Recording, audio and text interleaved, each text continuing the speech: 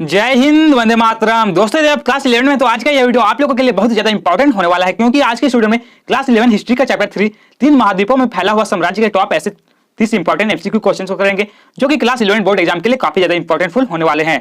तो friends, video start करने से पहले आपसे मेरा एक रिक्वेस्ट है कि यदि आप क्लास 11 बोर्ड में हर एक सब्जेक्ट में अच्छा मार्क्स हासिल करना चाहते हैं तो आप इस वीडियो को शुरू से लेकर के लास्ट तक जरूर देखिएगा, क्योंकि मैंने आपके लिए यहाँ पे सभी क्वेश्चंस को इंपॉर्टेंट और सिलेक्टेड क्वेश्चंस को लिए हैं। तो चलिए इस सुपर फास्ट वीडियो को शुरू करते हैं। पहला क्वेश्चन आपके स्क्रीन पर फ्रेंड्स, जो कि रोमन साम्राज्य के अंतर्गत डैश क्षेत्र आता है। आपको बताना है कि रोमन साम्राज्य के अंतर्गत इनमें से कौन कौन से क्षेत्र आते हैं। ऑप्शन है ये यूरोप का क्षेत्र, ऑप्शन बी में दिया गया है पश्चिमी एशिया का क्षेत्र, ऑप्शन सी में दिया गया है उत्तरी अफ्रीका का क्षेत्र, या डी उपरोक्त सभी। तो दोस्तों इस क्वेश्चन का जो राइट आंसर है वो हो जाएगा ऑप्शन डी उपरोक्त सभी। जी हाँ दोस्तों, ये सभी रोमन साम्राज्य के अंतर्गत आते हैं।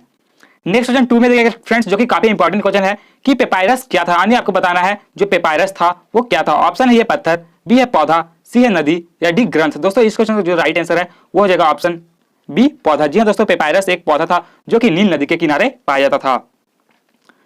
नेक्स्ट क्वेश्चन 3 में दिया फ्रेंड, जो कि काफी इंपॉर्टेंट क्वेश्चन है कि पांडुलिपि से क्या अभिप्राय है। यानी आपको बताना है ये जो पांडुलिपि है इससे क्या अभिप्राय है। ऑप्शन है ये हाथ से लिखी पुस्तक, बी है लिपि, सी है अभिलेख, या डी इनमें से कोई नहीं। तो दोस्तों इस क्वेश्चन का जो राइट आंसर है वो हो जाएगा ऑप्शन ये हाथ से लिखी पुस्तक। जी हाँ दोस्तों, हाथ से लिखी पुस्तक को पांडुलिपि कहा जाता है। नेक्स्ट क्वेश्चन 4 में दिया गया फ्रेंड्स कि रोम और डैश के लोग आपस में प्रतिद्वंदित थे या आपस में लड़ते रहते थे। यानी आपको बताना है कि रोम और कौन सा देश के लोग थे जो कि आपस में लड़ते रहते थे। ऑप्शन है ये मिस्र, बी है इराक, सी है ईरान, या डी जॉर्डन। तो दोस्तों इस क्वेश्चन का जो राइट आंसर है वो हो जाएगा ऑप्शन सी ईरान। जी हाँ दोस्तों, रोम और ईरान के बीच हमेशा लड़ाई होते रहता था। नेक्स्ट क्वेश्चन 5 में दिया फ्रेंड्स कि निम्नलिखित में से किसे रोमन साम्राज्य का हृदय कहा जाता था। बहुत ज्यादा इंपॉर्टेंट क्वेश्चन फ्रेंड्स, जो कि मॉडल क्वेश्चन पेपर में भी पूछा गया है। ऑप्शन है लाल सागर, बी है कैस्पियन सागर, सी है भूमध्य सागर, या डी काला सागर। तो दोस्तों इस क्वेश्चन का जो राइट आंसर है वो हो जाएगा ऑप्शन सी भूमध्य सागर। जी हाँ दोस्तों, भूमध्य सागर को रोमन साम्राज्य का हृदय कहा जाता है।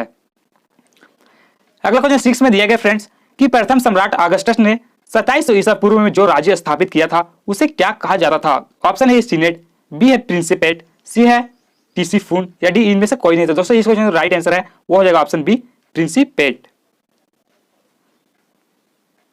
नेक्स्ट क्वेश्चन 7 में दिया गया फ्रेंड्स कि सेनेट रोम में एक संस्था थी जिसमें डैश वर्ग को शामिल किया गया था। यानी आपको बताना है कि सेनेट जो है वो रोम में एक संस्था थी, उसको कौन से वर्ग में शामिल किया जाता था। तो ऑप्शन है ये कुलीन, बी है अभिजात, सी है जमींदार, या डी उपरोक्त सभी। तो दोस्तों इस क्वेश्चन का राइट आंसर है वो ऑप्शन डी हो जाएगा उपरोक्त सभी। जी हाँ दोस्तों, सेनेट जो थी ये सभी वर्ग में शामिल किया जाता था। नेक्स्ट क्वेश्चन 8 में दिया गया फ्रेंड, जो कि काफी ज्यादा इंपॉर्टेंट क्वेश्चन है कि दिनारियस क्या था। ऑप्शन है ये सोने का सिक्का, बी है चांदी का सिक्का, सी है तांबे का सिक्का, या डी इनमें से कोई नहीं। तो दोस्तों इस क्वेश्चन का राइट आंसर है वो हो जाएगा ऑप्शन बी चांदी का सिक्का। जी हाँ दोस्तों, दिनारियस एक चांदी का सिक्का था। नेक्स्ट क्वेश्चन 9 में दिया गया फ्रेंड्स कि निम्नलिखित में से किस सम्राट ने सेनेटर के सेना में सेवा करने पर पाबंदी लगा दी थी। तो दोस्तों इस क्वेश्चन का राइट आंसर है वो हो जाएगा ऑप्शन सी गैलिनस।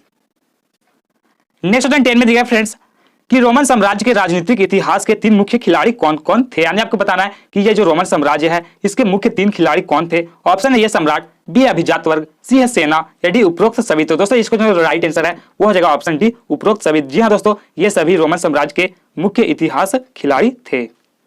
नेक्स्ट 11 में दिया फ्रेंड्स कि ईरानी में ससानी वंश कब उभर कर सामने आया। यानी आपको बताना है कि ईरान में जो है ससानी वंश कब उभर कर आया था। तो दोस्तों ये 225 ईस्वी में उभर कर आया था। यानी ऑप्शन सी इस क्वेश्चन का राइट आंसर हो जाएगा 225 ईस्वी। नेक्स्ट 12 में दिया गया फ्रेंड्स, जो कि काफी इंपॉर्टेंट क्वेश्चन है कि रोमन साम्राज्य की आधुनिक विशेषता डैश थी। यानी आपको बताना है कि जो रोमन साम्राज्य है वहां की एक विशेषता थी, वो क्या विशेषता थी। ऑप्शन ये है एकल परिवार, बी में दिया गया संयुक्त परिवार, ऑप्शन सी में दिया गया ये और बी दोनों, या डी इनमें से कोई नहीं। तो दोस्तों इस क्वेश्चन का जो राइट आंसर है वो हो जाएगा ऑप्शन ये एकल परिवार। और यदि बात करें कि एकल परिवार किससे कहा जाता है, तो दोस्तों कोई भी व्यक्ति और यदि जिसका शादी हो गया हो और उसका कोई भी बेटा या फिर बेटी हो जो अविवाहित हो उसी को एकल परिवार कहा जाता है। नेक्स्ट क्वेश्चन 30 में दिया फ्रेंड्स कि एम्फोरा शब्द का संबंध किससे है। यानी आपको बताना है कि ये जो एम्फोरा शब्द है इसका संबंध किससे है। तो दोस्तों इस क्वेश्चन का राइट आंसर है वो हो जाएगा ऑप्शन बी मटके या कंटेनर। जी हाँ दोस्तों, एम्फोरा शब्द का संबंध मटके या कंटेनर से है। फ्रेंड्स यहाँ पे जितना भी क्वेश्चन बताया जा रहा है ये सभी क्वेश्चन को आप अच्छी तरह से याद कर लीजिएगा, काफी ज्यादा इंपॉर्टेंट फुल होने वाले आपके एग्जाम की दृष्टिकोण से।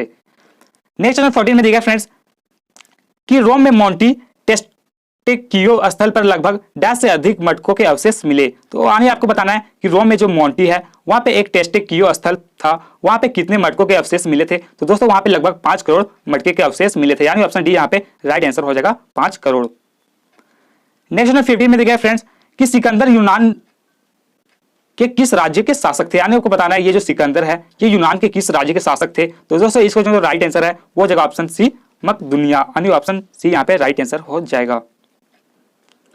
नेक्स्ट 60 में दिया फ्रेंड जो कि काफी इंपॉर्टेंट क्वेश्चन है कि ईसाई धर्म रोमन साम्राज्य का राजकीय धर्म कब बना। आपको बताना है कि ईसाई जो धर्म है वो रोमन साम्राज्य का राजकीय धर्म कब बना। ऑप्शन है ये पहली शताब्दी, बी है दूसरी शताब्दी, सी है तीसरी शताब्दी या डी चौथी शताब्दी। तो दोस्तों इस क्वेश्चन का राइट आंसर है वो जगह ऑप्शन डी चौथी शताब्दी। जी हाँ दोस्तों, ईसाई जो धर्म है वो रोमन साम्राज्य का राजकीय धर्म चौथी शताब्दी में बना था। नेक्स्ट क्वेश्चन दिया गया फ्रेंड 17 में कि ईसाई धर्म को रोमन साम्राज्य में आधिकारिक धर्म किस सम्राट ने बनाया था। तो दोस्तों यहाँ पे जो राइट आंसर है वो हो जाएगा option D Constantine. Option D यहाँ पे राइट आंसर हो जाएगा। नेक्स्ट 18 में देखिए फ्रेंड कि रोमन शहरी जीवन में स्पेक्टुला नामक मनोरंजन शो वर्ष में कम से कम कितने दिन होता था। यानी आपको बताना है कि ये जो रोमन शहरी जीवन में स्पेक्टुला नामक मनोरंजन शो था ये 100 वर्षों में कितने दिन होता था। तो दोस्तों ये 100 वर्षों में 176 दिन होता था, यानी ऑप्शन सी इस क्वेश्चन का राइट आंसर हो जाएगा 176 दिन। नेक्स्ट 19 में दिया गया फ्रेंड जो कि काफी इंपॉर्टेंट क्वेश्चन है कि रोमन साम्राज्य का चांदी का सिक्का दिनारियस का वजन कितना ग्राम था। यानी आपको बताना है कि जो ये रोमन साम्राज्य में चांदी का सिक्का था इसका वजन कितना था। तो दोस्तों इसका जो वजन था वो 4.5 ग्राम था, यानी ऑप्शन डी इस क्वेश्चन का राइट आंसर हो जाएगा। और यदि बात करें कि सोने के सिक्का को क्या कहा जाता था, तो दोस्तों सोने के सिक्का को सोल्डियस कहा जाता था। नेक्स्ट 20 में दिया गया फ्रेंड्स कि स्पेन डैश के व्यापार के लिए प्रसिद्ध था। यानी आपको बताना कि ये जो स्पेन देश है वो किस कारण से प्रसिद्ध था। तो दोस्तों ये जो स्पेन देश है वो जूतेन का तेल के लिए काफी ज्यादा प्रसिद्ध था, यानी ऑप्शन ये इस क्वेश्चन का राइट आंसर हो जाएगा जूतेन का तेल। नेक्स्ट 21 में दिया गया फ्रेंड्स कि वह कौन सा प्राचीन साम्राज्य था जो 3 महादेशों में फैला हुआ था। यानी आपको बताना है कि इनमें से कौन सा ऑप्शन है जो कि 3 साम्राज्य फैला हुआ था। ऑप्शन है ये रोमन साम्राज्य, बी है ब्रिटिश साम्राज्य, सी है यूनानी साम्राज्य या डी आर्यवर्त साम्राज्य। तो दोस्तों इसका जो राइट आंसर है वो हो जाएगा ऑप्शन ये रोमन साम्राज्य। हाँ दोस्तों रोमन साम्राज्य 3 महाद्वीपों में फैला हुआ था। ये कौन कौन से महाद्वीप है, तो यूरोप, एशिया और अफ्रीका। नेक्स्ट 22 में दिया गया फ्रेंड्स कि रोमन साम्राज्य की मुख्य भाषा थी। यानी आपको बताना कि ये जो रोमन साम्राज्य थी इसकी मुख्य भाषा क्या थी। ऑप्शन है ये अंग्रेजी, बी है लैटिन, सी है संस्कृत या डी अरबी। तो दोस्तों जो रोमन साम्राज्य है वहां की मुख्य भाषा लैटिन थी, यानी ऑप्शन बी इस क्वेश्चन का राइट आंसर हो जाएगा लैटिन। नेक्स्ट 23 में दिया फ्रेंड्स कि धनी कुलीन वर्ग का समूह जो शासन चलाता था क्या कहलाता था। यानी आपको बताना ये जो वहां पे धनी कुलीन वर्ग थे वहां के लोग शासन चलाते थे वो क्या कहलाते थे। ऑप्शन ए गणतंत्र, बी है सीनेट, सी है स्थानीय राज्य या डी ड्रेसल 20। तो दोस्तों इसका जो राइट आंसर है वो जगह ऑप्शन बी सीनेट।